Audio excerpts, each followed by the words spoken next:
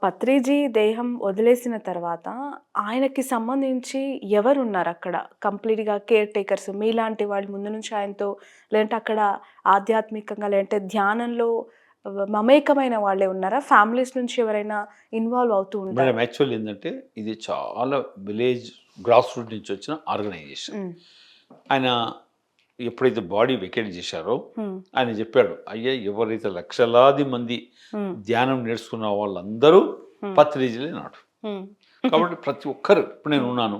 ఆయన లక్ష్యం నెరవేర్చడానికి అందరూ అట్లా ఎంతోమంది వర్క్ చేస్తూనే ఉంటారు. వాలంటీరింగ్ చేస్తారు, ధ్యాన ప్రచారం చేస్తారు, సర్వీస్ చేస్తారు. హ్మ్. ప్రతి ఒక్కరు ఆయన ప్రతి ఇండివిజువల్‌కి ఏం చేయాలనేది ఒక దిశా దశ ఒక బోధించుండు. హ్మ్. దాని ప్రకారం అందరూ వర్క్ చేస్తూనే ఉన్నారు.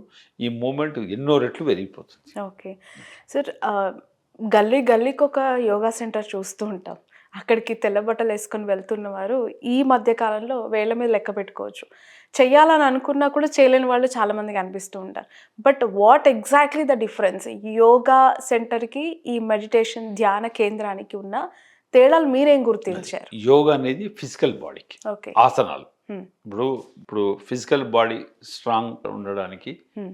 యోగా. ప్రాణాయామం దేనికి చేసేస్తారు? మీ ఇన్నర్‌కు. హ్మ్. మీ ఊపిరితిత్తులు గానీ ఎవ్రీథింగ్ ఇన్నర్. ధ్యానం అనేది ఆత్మకు సంబంధించింది. మైండ్‌కు రెస్ట్ ఏముంటది? మైండ్ సైలెంట్ ఉండాలి. హ్మ్. ఆలోచన రహిత స్థితి అనేది మైండ్‌కు ఆలోచనలు రావద్దు. అవునా? ఇప్పుడు మనకు నిమిషానికి, సెకండ్‌కి ఎన్ని ఆలోచనలొస్తాయి? ఆలోచన రహిత స్థితిని ధ్యానం అంటారు. ఓకే. ధ్యానం అంటే ఏంటిది? మీ శ్వాసను గమనించండి. హ్మ్. కూర్చోండి. అంతే.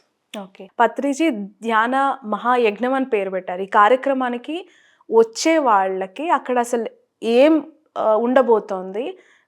ఏం చూడొచ్చు అక్కడికొచ్చిన వాళ్ళు? ఎగ్జాక్ట్‌లీ ఈ వేడుకలలో ఏం కనిపిస్తుంది వచ్చిన వాళ్ళకి? కరెక్ట్. ఒకసారి మీ మాటల్లో. అదే. ఇప్పుడు యాక్చువల్లీ పత్రి గారు ఆయన పేరు మీద పత్రి గారు ఏం పెట్టలేదు. ఓకే. ఆయన ఉన్నప్పుడు పిఎస్ఎస్ఎం ధ్యాన మహాయజ్ఞం అనేవాళ్ళు. హ్మ్. పిరమిడ్ స్పిరిచువల్ సొసైటీస్ యజ్ఞం అనేవాళ్ళు. హ్మ్. తర్వాత పిఎస్ఎస్ఎం ధ్యాన మహాచక్రం అనేవాళ్ళు.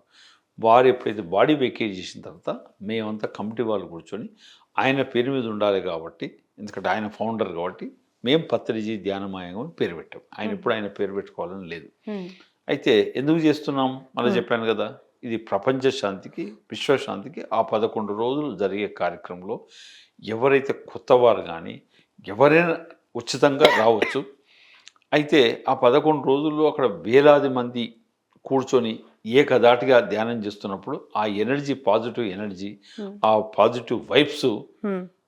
మనం గూడా ఒక భాగస్వామి అయినప్పుడు, హ్మ్. ఆ అనుభూతి, ఆ ఆనందం, అనుభూతి చాలా గొప్పగుంటది. ఓకే. అది అక్కడికొచ్చి ఎక్స్‌పీరియన్స్ అయితేనే తెలుస్తుంది.